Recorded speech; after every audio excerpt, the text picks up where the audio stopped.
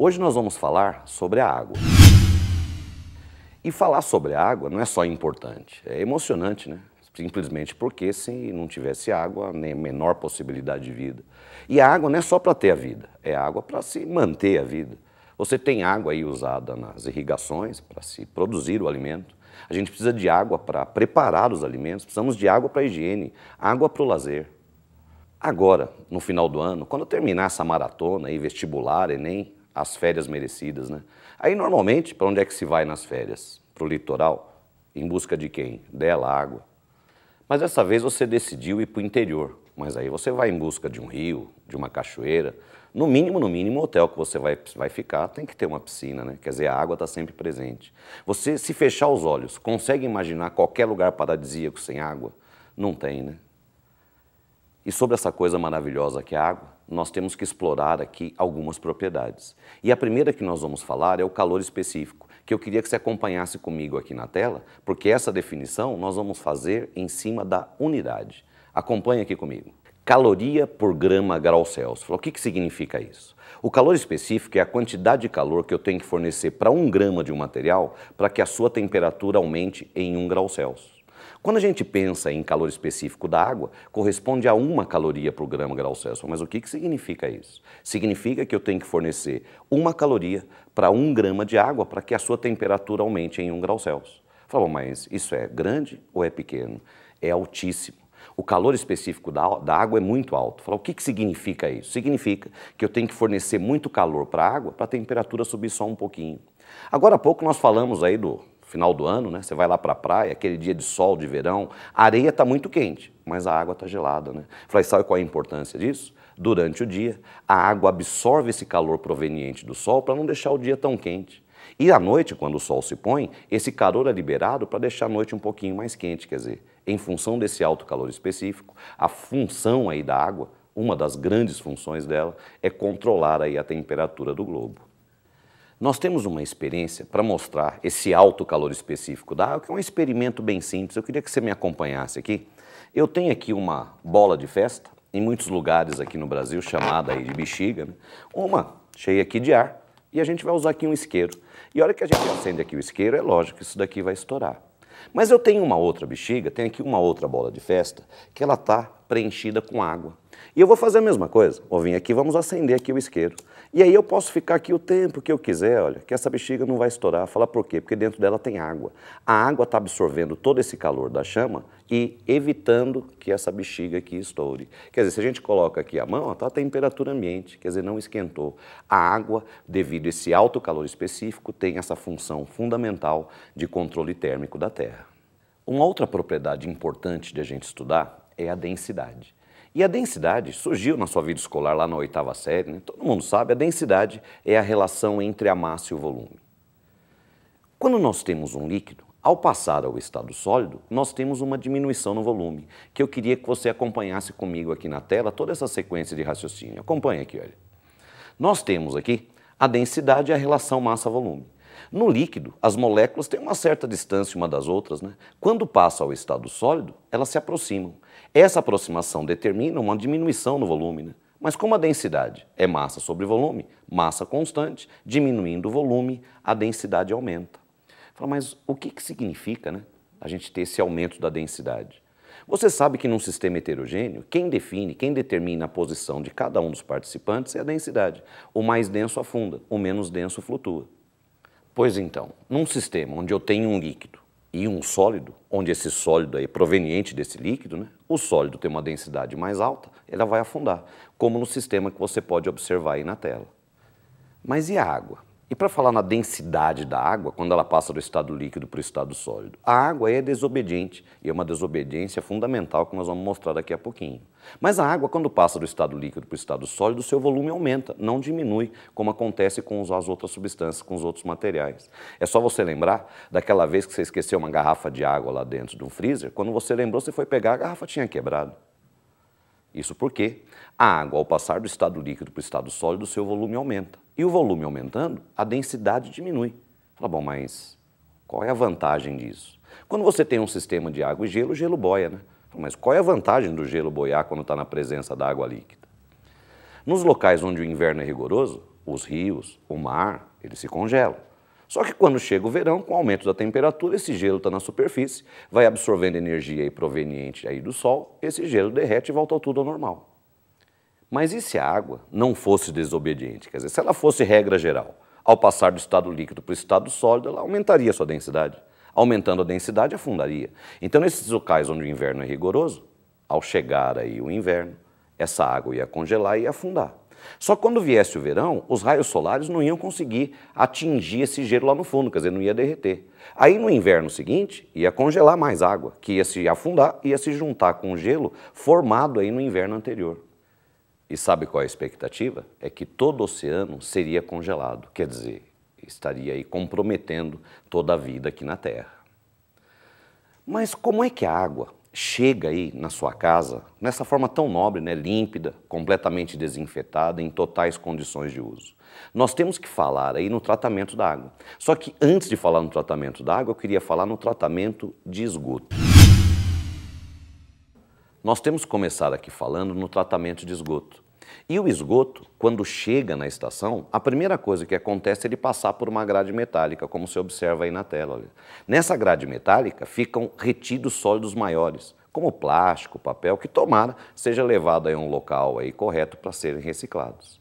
Em seguida, como você vai acompanhando aí comigo, a água passa por dentro de uma caixa de areia e aí ela passa lentamente, que é para ficar retidos sólidos menores, aqueles que conseguiram passar pelo gradeamento.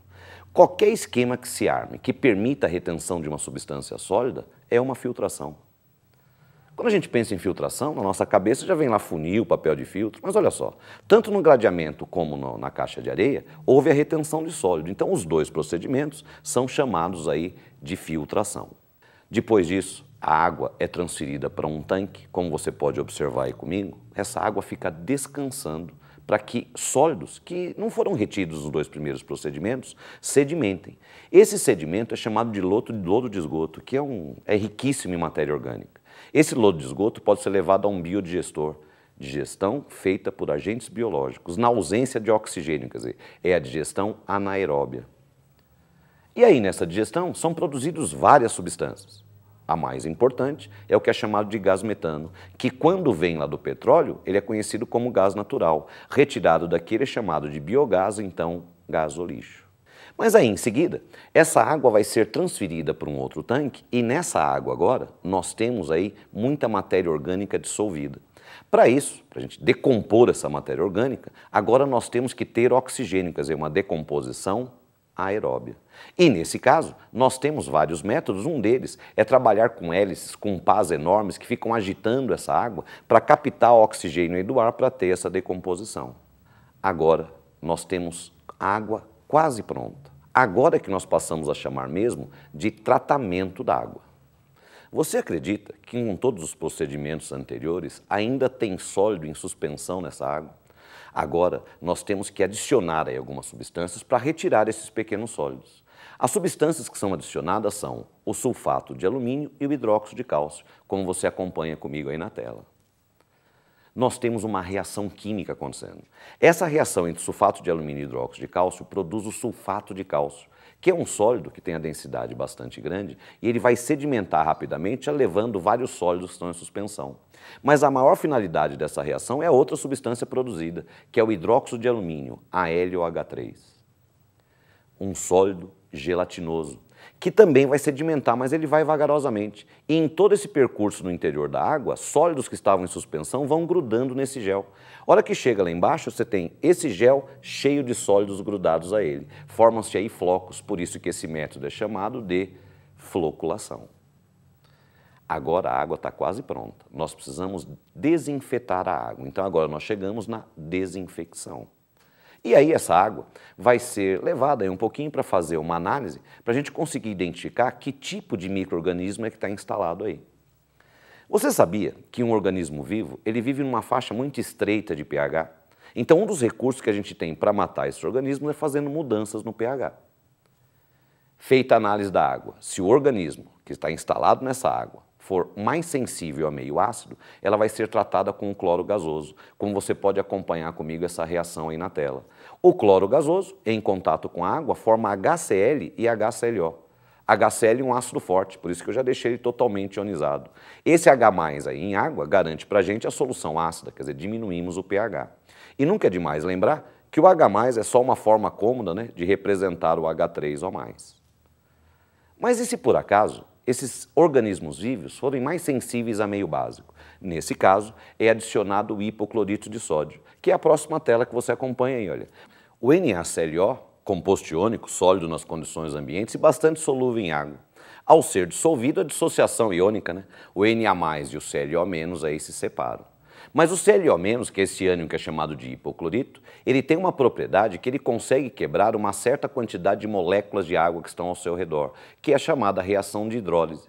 O ClO-, quebrando moléculas de água, forma o HClO, que é um ácido fraquinho, e o OH-. Esse OH- em solução é que garante aí pra gente um meio básico. Essa mudança do pH, a adição de cloro diminuindo o pH, ou a adição do hipoclorito de sódio aumentando o pH, mata uma boa parte dos micro-organismos, mas não matam todos não. Quem faz o resto do serviço é esse ânion hipoclorito. O hipoclorito, ele é permeável à membrana desses organismos, quer dizer, conseguem ganhar o interior desses micro-organismos, lá acontecem algumas reações, levando-os à morte. Então, cuidado. O bactericida não é o cloro, o bactericida é o hipoclorito, é uma substância que o cloro está participando aí da fórmula. Aí, nesse momento, na desinfecção, tanto no caso do cloro como no caso do hipoclorito, é colocado quantidades excessivas para matar não só os micro-organismos que estão instalados aí, mas todos os organismos vivos que vão ser encontrados em todo o percurso até essa água chegar à sua casa. Agora que você viu que todo esse trabalho, né? Desde o esgoto, tem que passar pelo gradeamento, caixa de areia, depois deixa lá descansando para tirar o lodo de esgoto, oxigênio para decompor matéria orgânica, floculação, desinfecção, essa água sai, chega na sua casa e depois de todo esse trabalho, você vai ter a coragem de abrir a torneira e deixar essa água escorrer aí para o esgoto novamente, sem nenhum uso. Nós não podemos fazer isso, né? Aliás, nós não temos o direito de fazer isso e nós temos o dever de passar aí para as nossas próximas gerações, nossos filhos, nossos netos, nossos bisnetos, esse recurso que nós estamos usando aqui em abundância. Mas é lógico que não é para você ficar economizando, deixando de tomar banho. Nós temos que continuar usando a água ao nosso favor, só que usar de forma sustentável. E quando se fala em sustentabilidade, parece uma coisa tão distante, né, que só as indústrias, só o governo tem que se mexer, e isso não é verdade. Nós temos que tomar algumas atitudes que individualmente parecem coisas pequenas, mas se a gente conseguir divulgar isso para muitas pessoas, acaba se tornando uma coisa gigantesca. Eu queria que você acompanhasse aí um vídeo que é da uma ONG, chama-se SOS Mata Atlântica. Esse vídeo, ele propõe que se faça xixi no banho. Por quê? Na verdade, todas as vezes que você vai tomar banho, antes de entrar no chuveiro, você para e faz xixi, né? Por que você não faz xixi durante o banho? Xixi no banho! Queremos que todos façam! Homens, mulheres, crianças, brasileiros ou não, nobres, plebeus, músicos, desportistas, pessoas que são metade homem e metade monstro, coisas do além, lendas brasileiras, lendas gregas, pessoas boas, pessoas não tão boas, gênios da arte, gênios da ciência, trapezistas, amantes, pessoas de outros planetas, fenômenos do cinema. Enfim, se você faz xixi, tá convidado.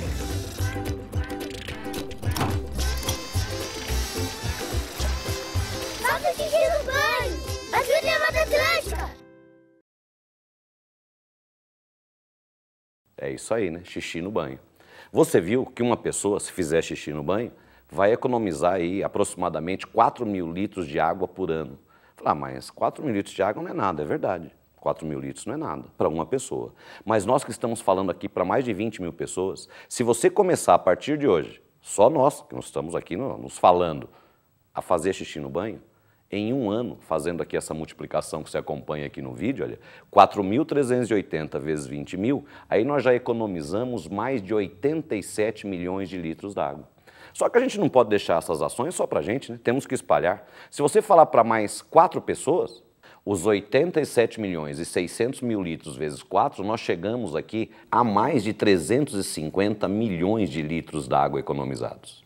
Então você vê que pequenas ações, né, que parecem Nada. Se a gente conseguir divulgar isso, isso torna uma coisa grandiosa. Sustentabilidade, palavra da moda, né? Só que quando se fala em sustentabilidade, a gente acha que só as grandes empresas e o governo têm responsabilidade nisso, e na verdade não é.